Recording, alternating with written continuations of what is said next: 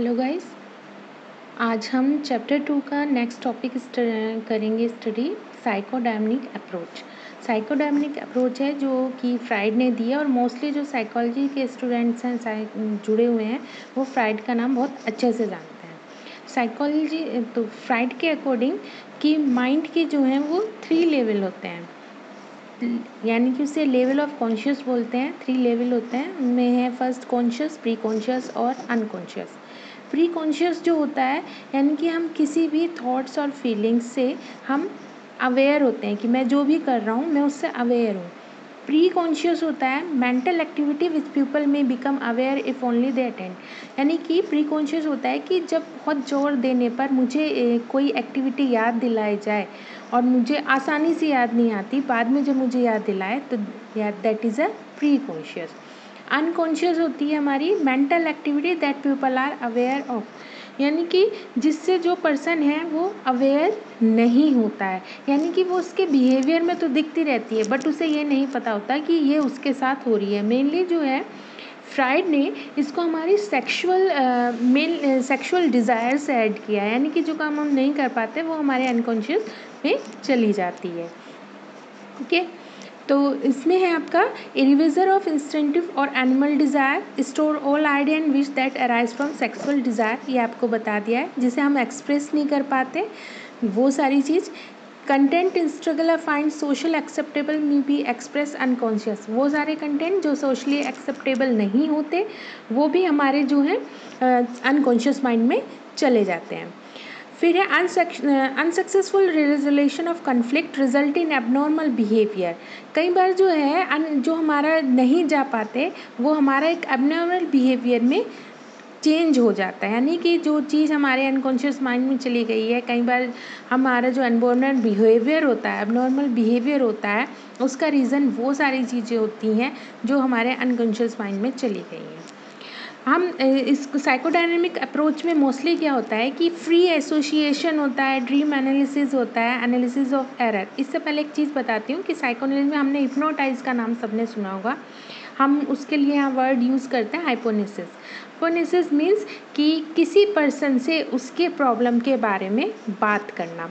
तो free association होता है, उसी में मेथड है free association, a method which person ask to openly share all thoughts feelings and idea, यानी कि इसमें जो पर्सन है वो अपने जो भी उसके आइडियाज़ होते हैं, जो भी उसके थॉट्स होते हैं वो ओपनली शेयर करता है, यानी कि वो अपने आप को ये सारी चीज़ें बता के अपने आप को हल्का फील करता है, रिलीफ फील करता है।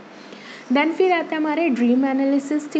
ड्रीम एनालिसिस होता है कि बेसिकली जो ये थ्योरी है, साइकोडायनेमिक थ्योरी है, ये इसका बेस भी ड्रीम एनालिसिस है कि फ्राइड ने जितने ड्रीम थे उन्हें क्यों एनालिसिस करके प्रॉब्लम का सॉल्यूशन ढूंढने की कोशिश की है।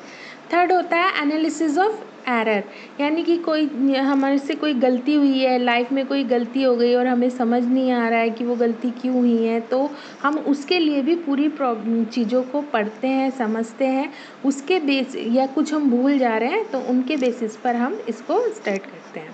Okay, psycho analysis is therapeutic procedure which be basic repressed unconscious material to conscious, there be helping people to live for aware and integrate manner. Okay, फिर इसी में फ्राइड ने स्ट्रक्चर ऑफ पर्सनालिटी बताया, यानी कि हाइपोथेसिस जो कि most important है आपका स्ट्रक्चर ऑफ पर्सनालिटी। फ्राइड के अकॉर्डिंग जो है id, ego and superego, ये 3 स्ट्रक्चर्स होते हैं किसी भी पर्सनालिटी, यानी एक 3 इम्पॉर्टेंट पार्ट होते हैं हर पर्सन के अंदर होते हैं, कोई सा पार्ट किसी में स्ट्रॉन्ग होता है, कोई सा पार्ट किसी में स्ट्रॉन्ग होता है। तो Freud gave the imaginary division of mind, it believe internal dynamic which can be inferred from ways of people behave. ठीक है, तो देखा ही नहीं, यानी कि आपने जो एक अपनी फीलिंग थी उसको रिप्रेस कर दिया, उसको वहाँ से हटा दिया। एंजाइटी। नेक्स्ट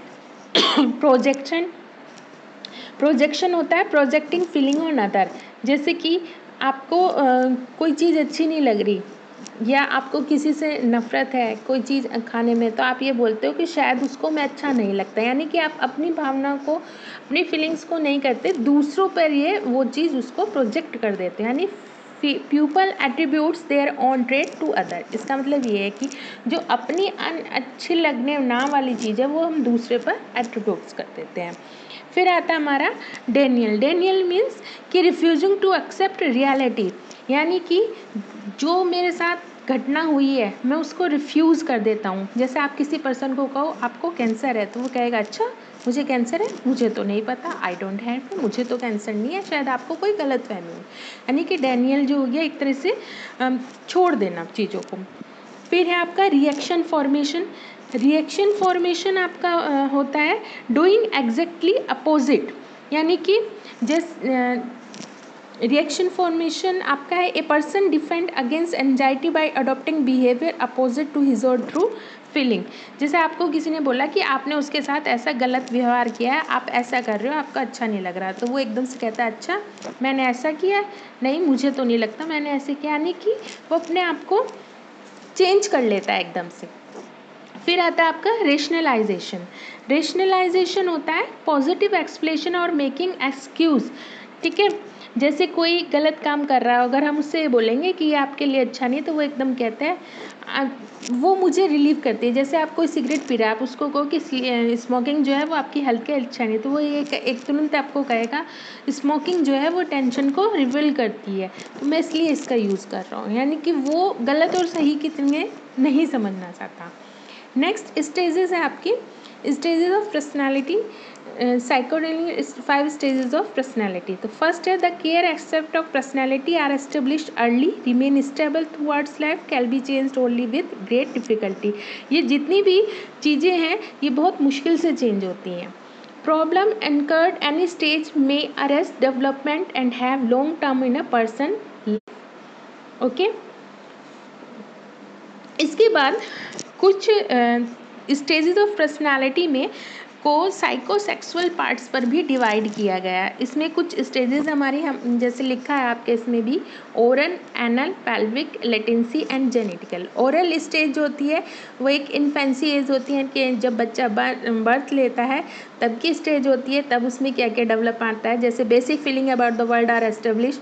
फिर एनल स्टेज आती है जो कि 2 से 3 साल में आती है। यहाँ पर बच्चा सोसाइटी के बेस पर रिस्पॉन्ड करना शुरू करता है, उससे ईगो उसमें डेवलप होनी शुरू करती है। फिर पेलिक एज आती है जो 4 to 5 ईयर्स होती है कि वो जो है मेल और फीमेल में डिफरेंसेस करना सीख जाता है, सेक्सुअल रिलेशंस और पेरेंट्स में। फिर लेटेंसी एज आती है जो 7 ईयर्स से प्रीड्यूटरी तक रहती है। Grow basically put sexual argue are relative stage. ठीक है, फिर जेनेटिकली आता है जिसे प्यूटरी बोलते हैं। Attend maturity in psychosexual development, sexuality, fear and रेप्रेस्ड feeling of yearly stage are once एग्रेटिव। ठीक है, तो ये कुछ स्टेजेस हैं हमारी साइकोसेक्सुअल पर्सनैलिटी की।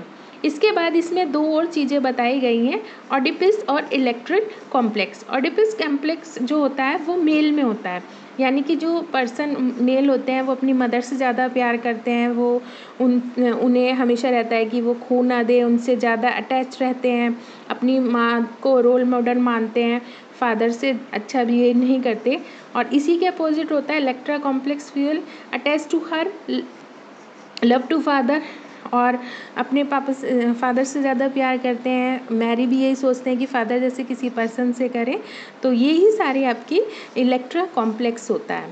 ओके, तो resolution of complex, identified with same sex partner, giving up sexual feeling for sex partner. Okay, तो देन हमारा है, फिर इसके बाद है स्टार्ट होती है हमारी, इसके बाद हमारी स्टार्ट होगी पोस्ट फ्राइडियन या न्यू एनालिटिक अप्रोचेस।